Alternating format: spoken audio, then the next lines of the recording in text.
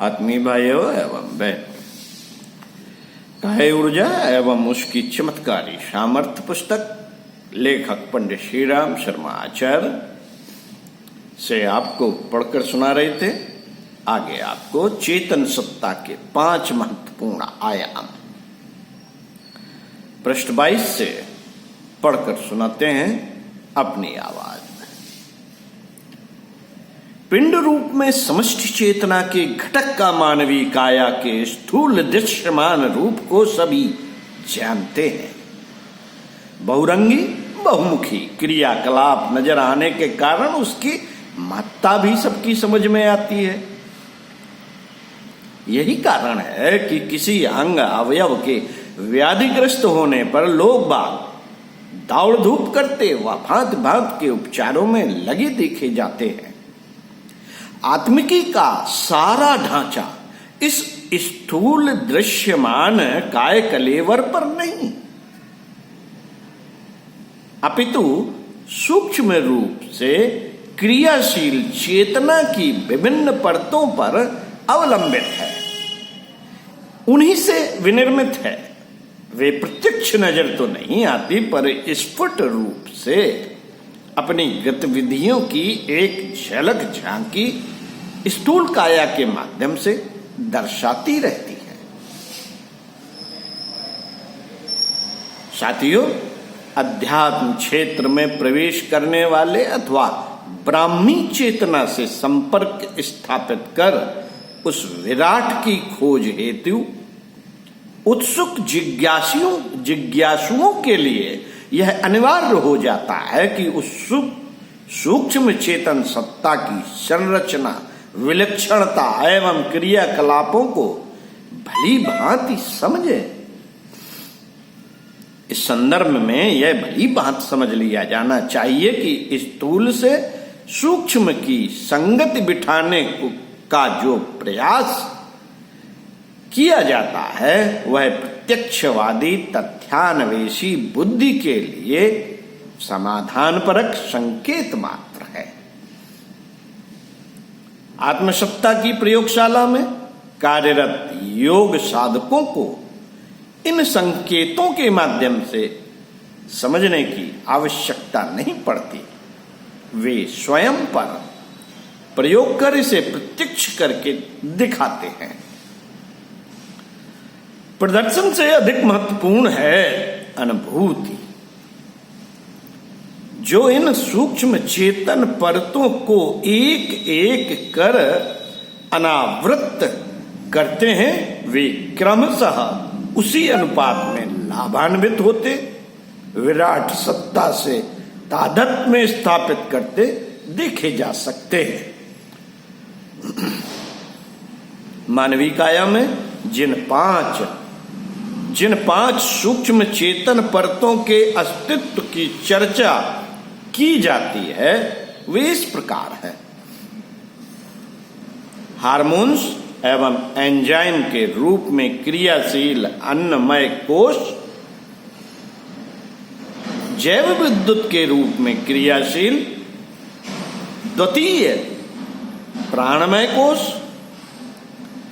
और जैव चुंबकत्व के रूप में क्रियाशील तृतीय मनोमय कोश और स्नायु रस स्त्रावों न्यूरो ह्यूमरल सिक्रीशंस के रूप में सक्रिय चतुर्थ विज्ञानमय कोश एवं रेटिकुलर एक्टिवेटिंग सिस्टम तथा कार्टिकल न्यूक्लाई के रूप में विद्यमान आनंदमय कोश, पंचकोश,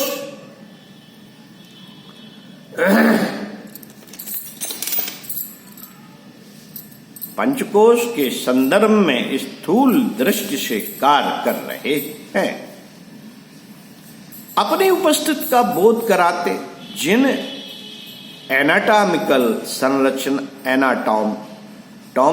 संरचनाओं की चर्चा की जा रही है, वे उसी स्थान पर गतिशील हों यह बात नहीं। इन्हें इलेक्ट्रॉन माइक्रोस्कोप इत्यादि के माध्यम से पिन पॉइंट भी नहीं किया जा सकता, मात्र इसकी परिस्थितियों, स्थूल प्रतिक्रियाओं से जागरण की फलश्रुति को जाना पहचाना जा सकता है।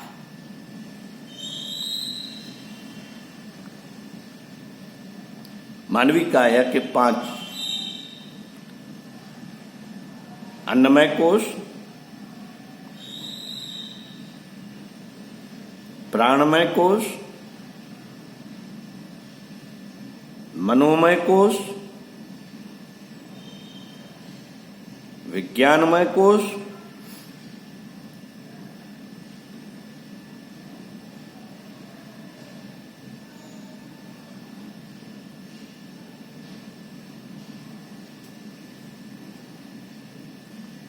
पहला अन्नमय, द्वितीय प्राणमय, तृतीय मनोमय, चतुर्थ विज्ञानमय, 5वां आनंदमय। ये 5 को शिव पुराण में भी, शिव संहिता में भी बताए गए हैं कि भगवान शिव इन 5 कोशों की साधना करते थे।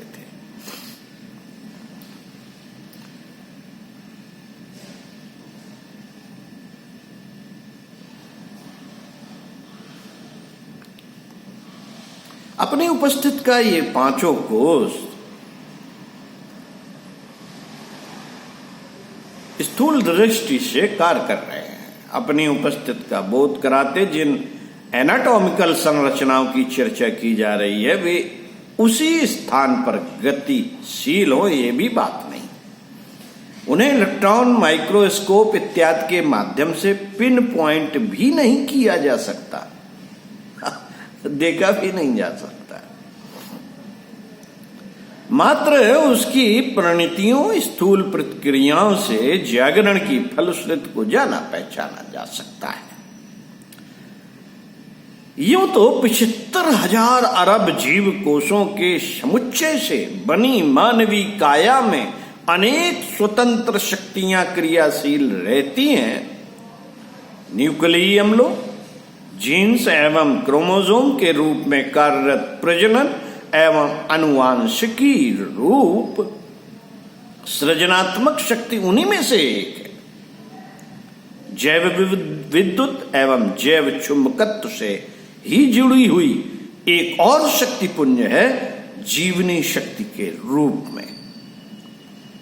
प्रतिरोधी संस्थान के रूप में विद्यमान यह संरचना शरीर की प्रतिकूलताओं से जूझने की सामर्थ्य प्राण शक्ति का एक संबल है। सभी ऐसे हैं जिन्हें स्थूल रूप से रक्त में, स्नायु रस स्त्रावों में, टिश्यू हिस्टोलॉजी के माध्यम से एवं इलेक्ट्रोमीटर, इलेक्ट्रोएन्सेफेलोग्राफ, मैग्नेटोग्राफ, रेडियो एक्यूनो ऐसे इत्यादि माध्यम से जांचा मापा भी जा सकता है। यह स्मरण रखा जाना चाहिए कि ये मात्र सूक्ष्म की स्थूल में दृश्यमान प्रतिक्रियाएं हैं। अमुक व्यक्ति में उपरोक्त शक्ति पुंजों का होना यह प्रमाणित नहीं करता कि वह उच्च स्तरीय साधक है, परंतु उनके परिणाम प्रखरता समुच्चय में अभिवृद्धि यह संकेत देते हैं कि सूक्ष्म आध्यात्मिक काय संरचना में क्रमशः जागृति आ रही है, व इसके परिणाम स्वरूप चमत्कारी फलश्रुतियां प्रकट होने की संभावनाएं है।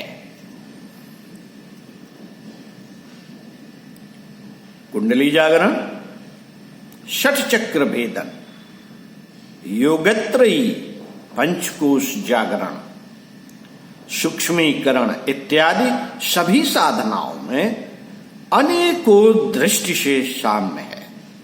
इन सभी में स्थूल चेतना को सूक्ष्म बनाया एवं ध्यान योग के माध्यम से उसका सुनियोजन किया जाता है। माध्यम कुछ भी हो, लक्ष्य एक ही है। अंतः को प्रसुप्त सामर्थ्य का उभार, जागरण, उन्नयन, यही लक्ष्य है। माध्यम कुछ भी हो, जो सोई पड़ी सामर्थ्य है उसको उभार देना, जागरण कर देना और उसका उन्नयन ऊपर की ओर प्रवाहित कर देना। मूलाधार से सहस्त्रार तक धारा को बहा देना। आमतौर पे सहस्त्रार से जो धारा बहती है वो नीचे मूलाधार की ओर बहती रहती है।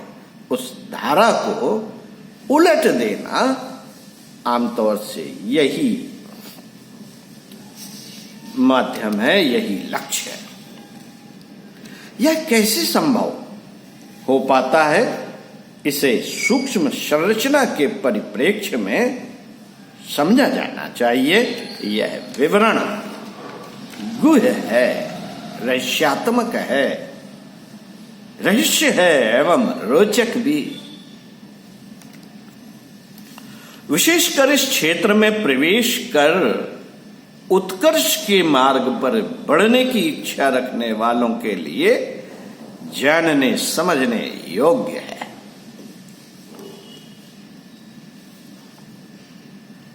स्थूल सत्ता पर सूक्ष्म के नियंत्रण का प्रमाण अंतःस्त्रावी ग्रंथियों, हार्मोन्स के अदृश्य क्रियाकलापों को माना जा सकता है। शरीर विज्ञानी तो उसके रोगपरक असमान पैथोलॉजिकल पक्ष को ही अधिक जानते व ऊहापोह करते दिखाई देते हैं, परंतु शरीर का यह रसायन शास्त्र और भी विलक्षण है एवं चेतना के स्तर को सामान्य से असामान्य की ओर ऊंचा उठाकर ले जाने वाली विद्या है।